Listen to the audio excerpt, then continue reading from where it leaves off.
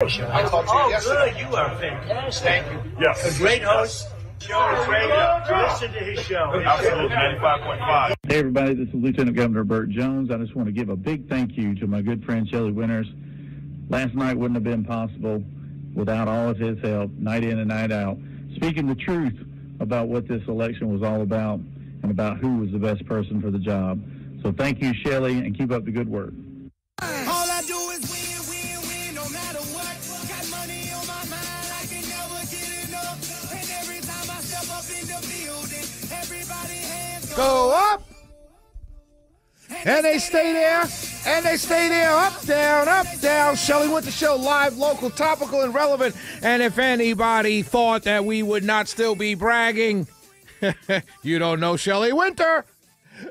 404-872-0750, 1-800-WSB Talk. So happy to be back. Man, I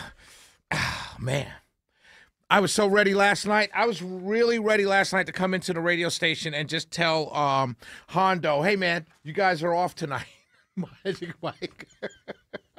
I just wanted to keep talking, ladies and gentlemen. I am still, I don't know about you, but I am still riding on cloud nine. Like, I am still on cloud nine from Tuesday night, election night.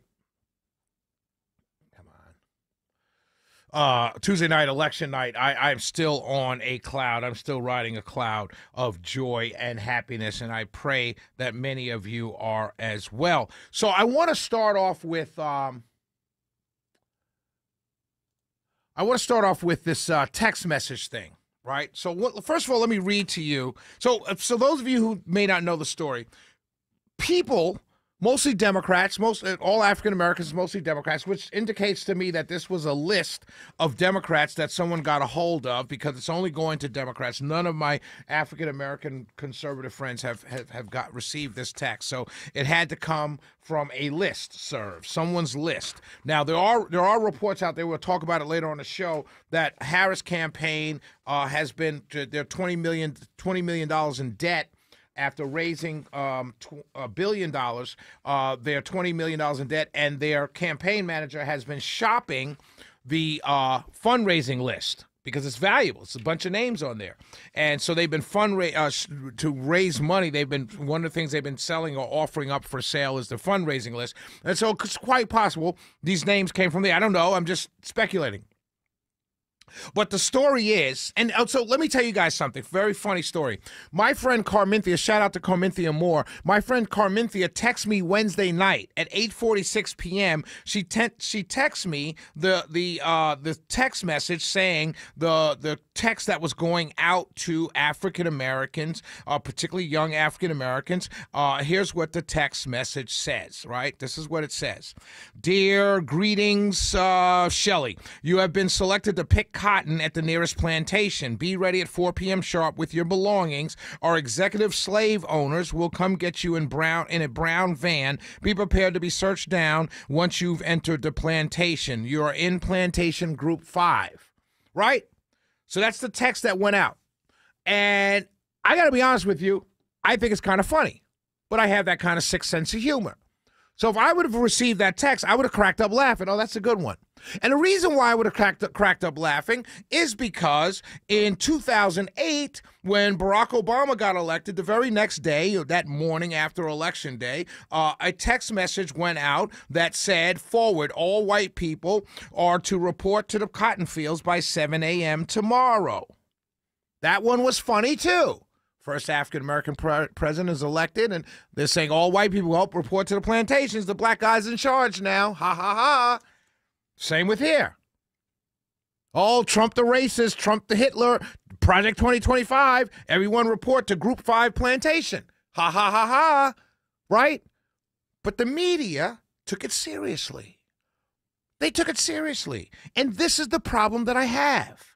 I don't have a problem with anybody that got that text message and took it seriously. Obviously, I've got to ask you, are you serious? Did you really think that was true? And maybe some people did. And if they did, it's not their fault. It's the fault of the people that pushed the narrative onto another group of people that put themselves in such fear. I'm sure there are a bunch of young people who got that text who were scared. But they weren't scared because they have lack of diminished capacity. They're brilliant young people. They're brilliant African Americans. No, they got scared because they were what was pushed on them for the last 3 or 4, 5, 6, 7, 8 years that this guy was a mortal danger to them. And they did it in an effort to get them to vote. Not because they really believed it. But this is what happens when you propagandize a group of people, any population group, and then something happens, these people believe it. And I'm not mad at the people who believe it. I'm mad at the people like the NAACP. The NAACP actually wrote a press release yesterday. NAACP President and CEO Derek Johnson shared the following statement on the news of the hateful, racist text messages sent to individuals across the country. Here's the press release. The unfortunate reality of electing a president. See, here it is. First sentence. This is how you know how... The unfortunate reality of electing a president who historically has embraced and at times encouraged hate is unfolding before our eyes. These messages represent an alarming increase in vile and abhorrent rhetoric from racist groups across the country who now feel emboldened to spread hate and stoke the flames of fear that many of us are feeling after Tuesday's election results. And it goes on with a bunch of poppycock. But this is their fault. It's their fault. Instead of putting out a press release that says, hey, guys, I know it's not funny, but don't take this seriously. It's all a bad joke. No, you go out there and push the flames and stoke the flames while at the same time having the unmitigated gall to say he's the one spreading the hate. You learn nothing from Tuesday?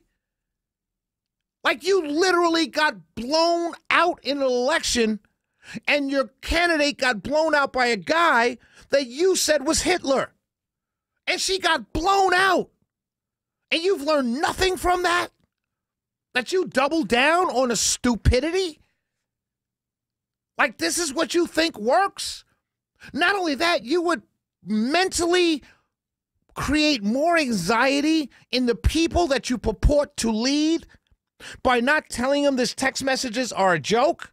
But you would let them to believe this is from race hate groups, and we've got to fight this and find out who did it. Why? Why? Did anybody leave their house looking for a brown van to pull up? And if you did, I that's on you. That's really on you. And then all the media outlets, our friends upstairs, the AJC, CBS News, NBC News, all running with this story. What do you think you're doing when you run with the story? You give it credibility. Yes, your fears are found. It's okay to be fearful of these text messages, young people. Yes, you should be scared. Let's start to fight now, these 4 years of Hitler's rise to power. It's irresponsible. It's disgustingly evil because you don't believe it. The people running with these stories, they don't believe this is real. They know it's fake. But they're running with it because it's their job to keep these people in fear. Because that's the only way you can control them. But the truth of the matter is you're not controlling them because they just didn't vote in Tuesday. They showed you that they're not listening to you anymore. So what do? You come back a day later and double down on the stupidness that cost you the election in the first place? That's because you don't recognize that you've lost a complete hold on a whole millions of people. They're not under the sway of your thumb anymore, and you don't know what to do. So what's the first thing you do? You jump on a text message. Oh my God, I've got to stay relevant. Look, I'm president of the NAACP, and I'm still in this fight. What fight? A text message? Have you become that irrelevant?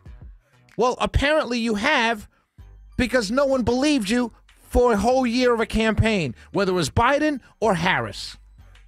And they either decided to stay home, or in the case of black men, 24%, 21, plus 20% of them decided to say, see ya. Shelley Winter Show, 404-872-0750, 1-800-WSB-TALK. But when we come back, I've got the answer. For all of you who believed the text message, I've got an answer for you. There's a way out of it. We'll be right back.